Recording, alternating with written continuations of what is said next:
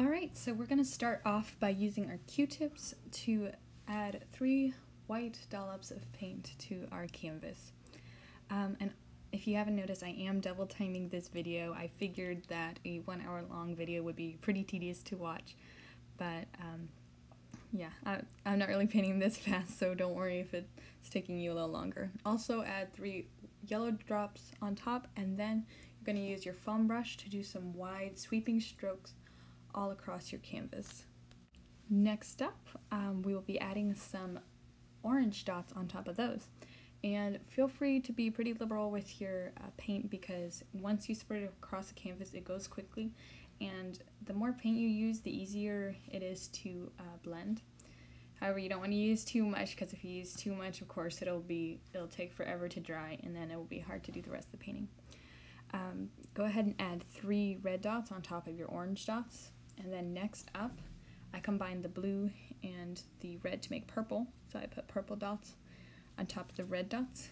And then finally, we're going to be adding dollops of blue on top of the purple. And we're going to be adding black dots as well, but I think we'll be doing that later. Here I'm just adding a little bit more paint because I realized I did not have enough. And we're going to do the exact same thing that we did with the yellow. And start at the bottom, because you want your lightest colors on the brush first. Because once you put the dark colors on the light colors, you can't undo that, but you can always add more dark colors to your light colors. Alright, yeah, use your Q-tips to add the black dollops on the very top, and then use your wide sweeping brushes starting on the red and going up to the purple, up to the blue, and then finally up to the black at the top. So then it'll look something like this. I am a perfectionist, so I wanted to go ahead and blend it out more. So I had to get a fresh brush in order to do the next part. If you use your old brush, of course, you're going to get the black on top of the yellow or the red, and you don't want to do that. So I added a few more dollops of paint, and then used my new brush to go all the way across. And again, yeah, start from light going up to the darker colors. And there's your castle. It looks beautiful. I hope you could enjoy this work of art for years to come. Make sure that you join us again, because in another few weeks we'll be having a pirate-themed painting tutorial. And if you live in the Turner area, or if you live in the Kansas City, Kansas area, please stop by the Turner Community Library to pick up your kit on how to do it this week. Thank you. Bye.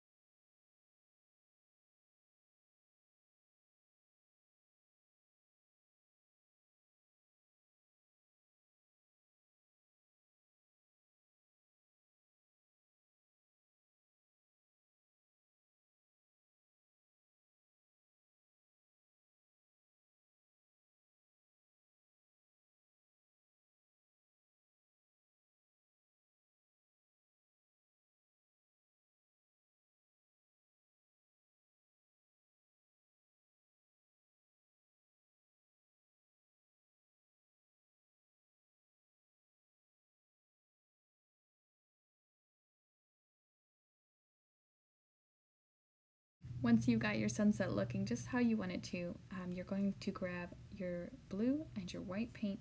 You're going to mix them together on your plate using a Q-tip, as you can see right there, and then get out your cotton ball. So go ahead and dab your cotton ball on the light blue, and then you're going to start dabbing it across your canvas. Yeah, make sure you keep it, light. You don't want to press down too hard because you don't want a huge glob of paint. You want it to have light, airy clouds.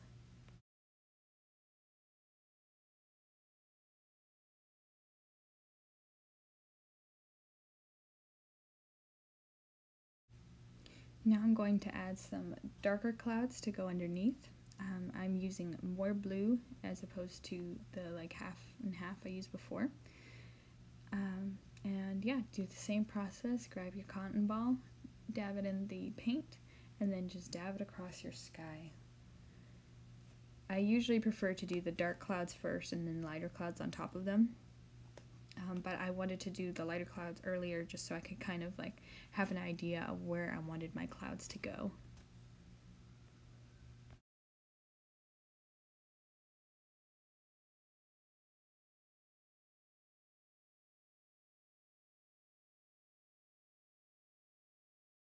Go ahead and continue this process with lighter and lighter shades of blue, and if you'd like to, you can also do some clouds that are more purpley or reddish if you want to really reflect that sunset.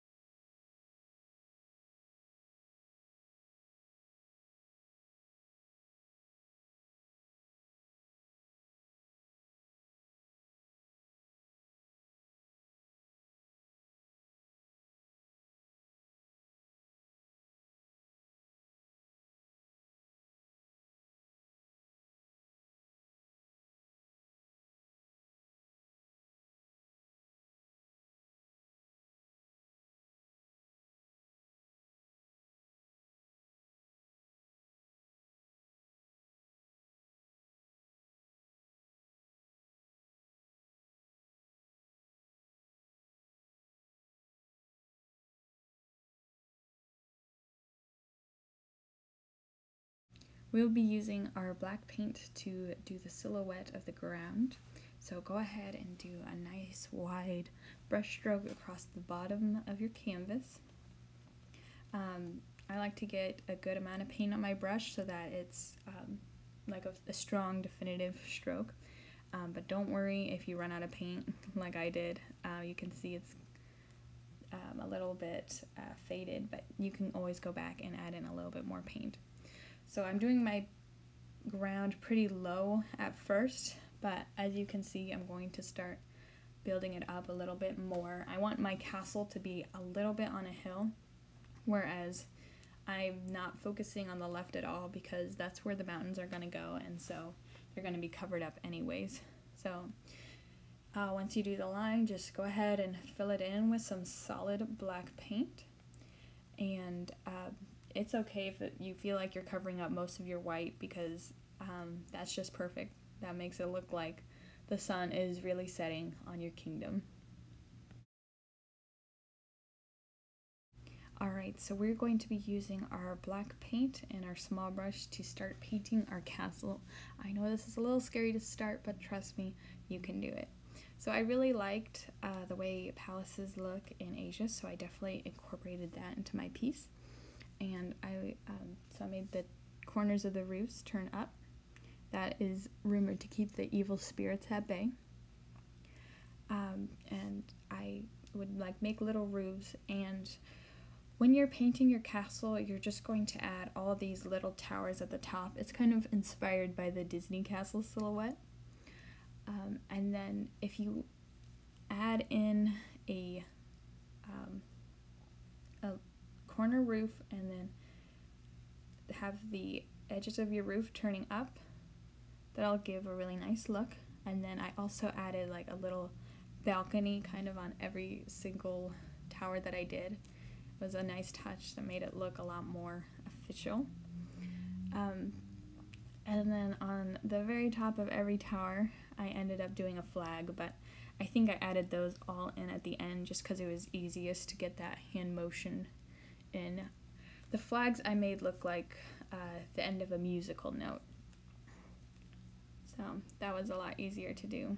And then don't fill in your castle yet because you are going to leave a spot open for your door. Don't be afraid to do different sizes of towers. I like to have the ones on the ends be nice and fat and then have some of the ones in the middle be really thin so it looks like they're further away or just smaller. And then also do them of different heights as well because this will add some more interesting perception to your castle. You can do just you know, a small roof with a flag on top of it between your two towers. That'll make it look a lot better than if you just have like a straight line going across.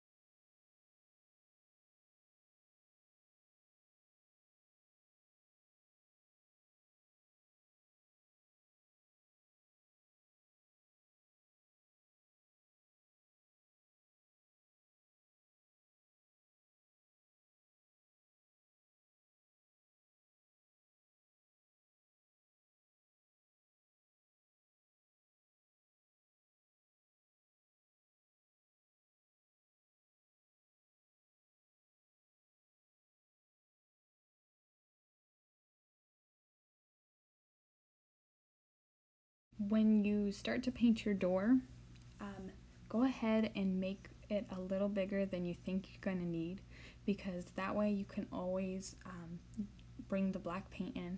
But if you paint it too small, you can't take the black paint out. So go ahead and do it big and then you can bring it in more little by little until it's finally the perfect size that you like.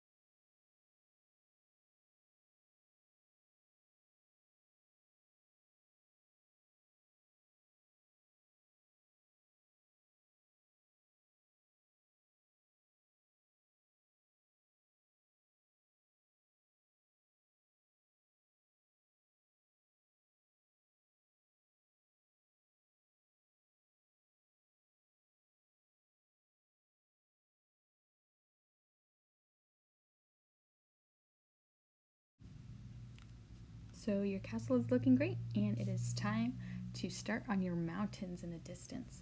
So go ahead and make like a triangle going down from the side and you can fill that in, and then I like to make a larger triangle next to that one. So I like to imagine that there's 3 mountains and each one on the right is in front of the one next to it. And so you don't want your shapes to be perfect because, you know, mountains aren't perfect triangles. So don't worry about it if it seems a bit jagged to you. And I did mine jagged on purpose because I thought it would make the mountain look better. And I think it did. And then, yeah, I like to do one more peak coming off in the front over there, closer to the mountain. And so then you're going to just go ahead and fill your mountains in with black paint. And you're just going to use solid black paint and then let it dry for a little while.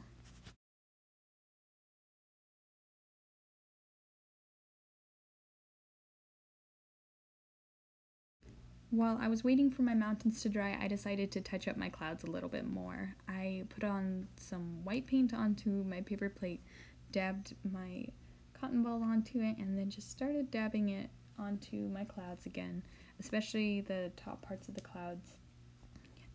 I wanted it to look a lot more fluffy and make the clouds look more solid.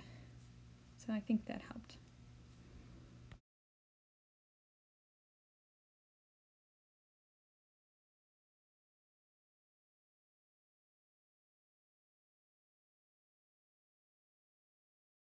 So now we're going to start adding some shadows onto the castle and some snow onto the mountains.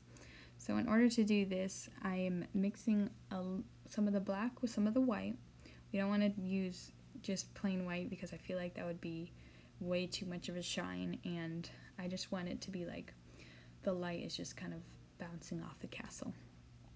So, oh yeah, there's my original painting. And I started adding it just on the edges of the towers and on the top. You want to pick where your light source is coming from. Since my castle's on the right, I decided the light was coming from the left. So any lines that were on the left, I made sure to add a little tiny sliver of gray right next to it, so you could see that the sun is bouncing off of there.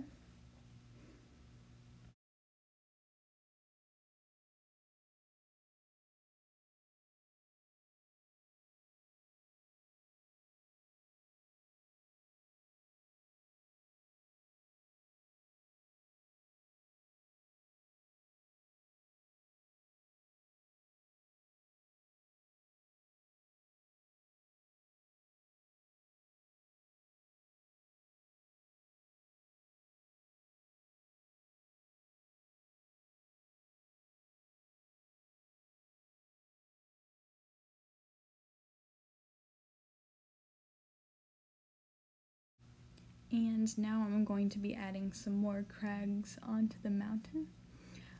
I used the gray paint to kind of like make up some lines going down the mountain.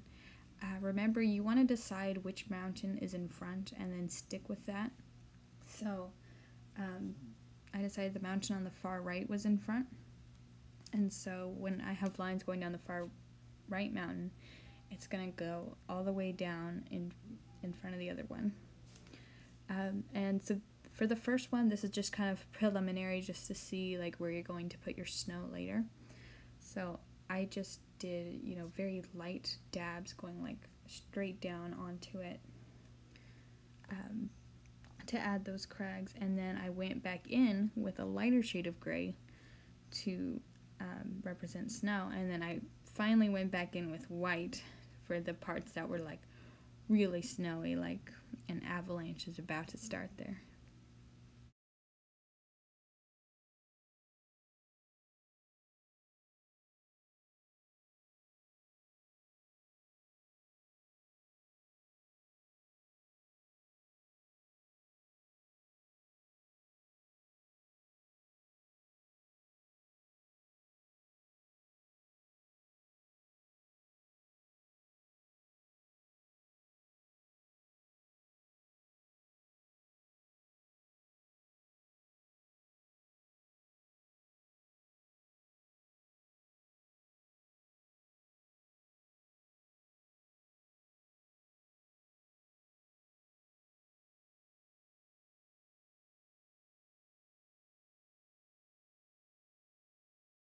And finally, how could I forget about putting stars? So I used a toothpick and just dipped the toothpick in the white and just started dotting my canvas with that.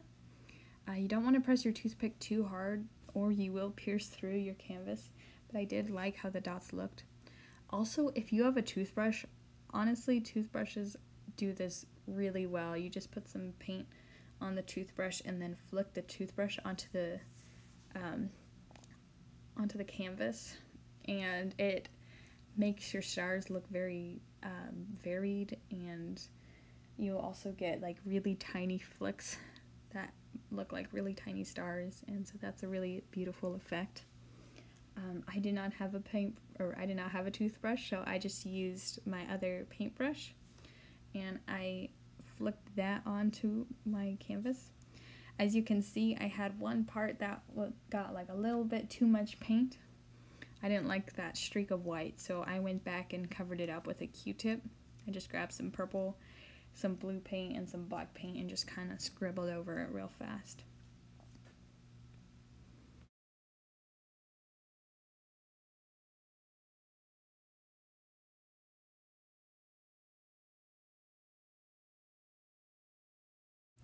And there's your castle. It looks beautiful. I hope you could enjoy this work of art for years to come. Make sure that you join us again, because in another few weeks we'll be having a pirate themed painting tutorial. And if you live in the Turner area, or if you live in the Kansas City, Kansas area, please stop by the Turner Community Library to pick up your kit on how to do it this week. Thank you. Bye.